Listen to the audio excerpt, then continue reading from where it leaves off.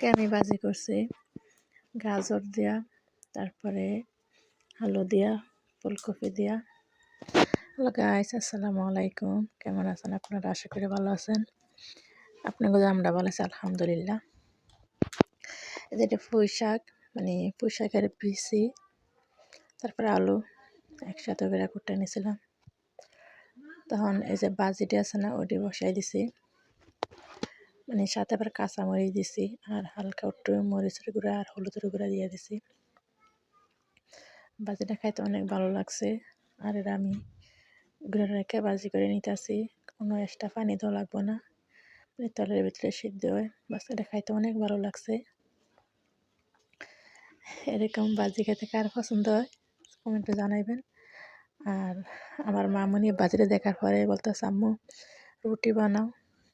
তা আমার রুটি বেশি একটা পছন্দ না নাস্তা হিসাবে, তো আমি রুটি বানাই নাই, শুধু ভাত দিয়ে খাবার লেগে করছি। আর খাইতে বেশি মানে হালকা একটা মিষ্টি লাগে, আম্মু এটা এরকম লাগে, এর লাগে রুটি ভালো হইব। মানে আমার মামুনি বুঝে কোনটার সাথে কোনটা খাইতে হইব। কেন আম্মু? আমার মামুনি অনেক পছন্দ করছে ভাজিটা। তারপরে এই যে আমার ভাজি হয়েছে, তারপরে উঠাই নিছি, তেলে আমি বাইরে নিছি আর কি। তারপরে যে শুটকি তরকারি আছে না, মানে এটা বড় ধরনের শুটকি, এটা ফাঁক করবো আর কি। আগে বাজা নিচ্ছি শুটকিটা পেঁয়াজের সাথে, তারপরে হলুদের গুঁড়া মরিচের গুঁড়া দিয়ে দিছি, তারপরে লবণের সাথে দিয়ে দিছি। এটা অনেকক্ষণ লাগে, আবার কষাই নিব। আর হালকা আবার বাটা দিয়ে দিয়েছিলাম, পেঁয়াজ রসুনের বাটা অল্প ছিল। তারপরে কষানোর পরে ওই শাকটা দিয়ে দিতেছি। তারপরে যে এটা আমি অনেকক্ষণ লাগাতে আবার কষায় নিচে আসি রেখা রেখা। পাশের শাকটা খাইতে অনেক ভালো লাগছে, মানে পুঁই শাক যেভাবে করে এভাবে ভালো লাগে খাইতে।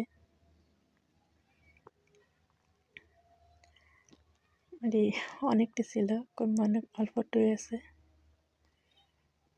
এই যে মানে এখন হয় নাই, কষাইতেছি।